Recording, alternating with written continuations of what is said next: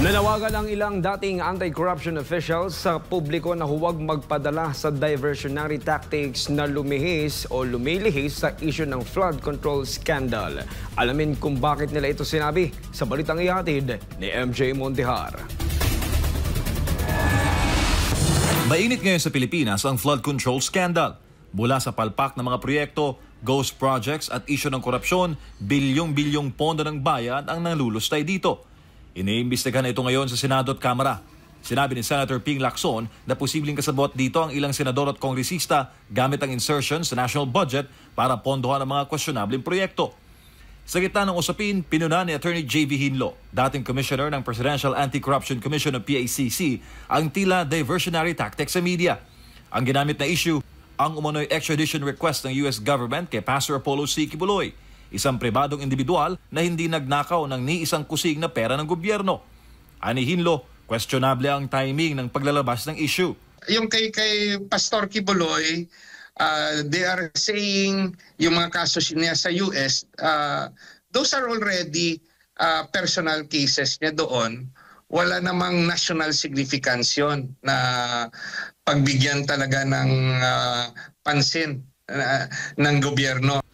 Para naman kay dating PACC Chairman Greco Belhica, hindi dapat bitawan ng publiko ang flood control scandal dahil malinaw na propaganda lamang ang ginagawa sa issue kay Pastor Quiboloy. Opo, tama. Dapat wag talagang bitawan ito, ang issue to ng taong bayan. Dapat kalkalin, dapat i-expose. I-post nyo po na i-post sa Facebook, sa news.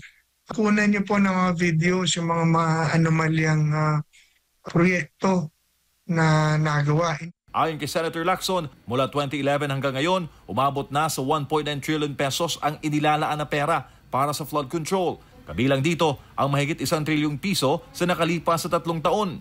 Huwag tayo magpadala dun sa mga diversion, yung mga issues na ilalabas nila para mamatay itong isyong to. Ibalik na naman sa ibang issue.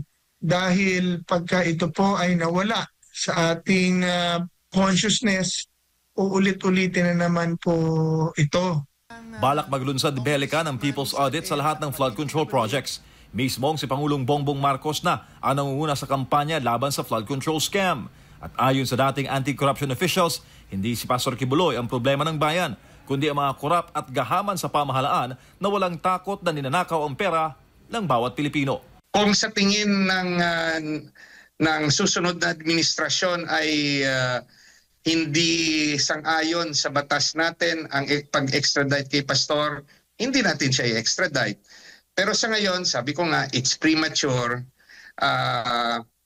Dapat yung pagtuunan ng pansin, tama po kayo, yung mga national issues. Grabe!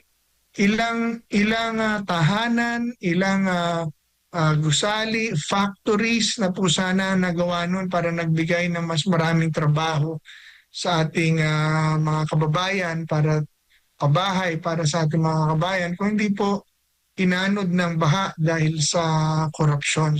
Para sa Diyos sa Pilipinas kung mahal, MJ Mondihar, SMNI News.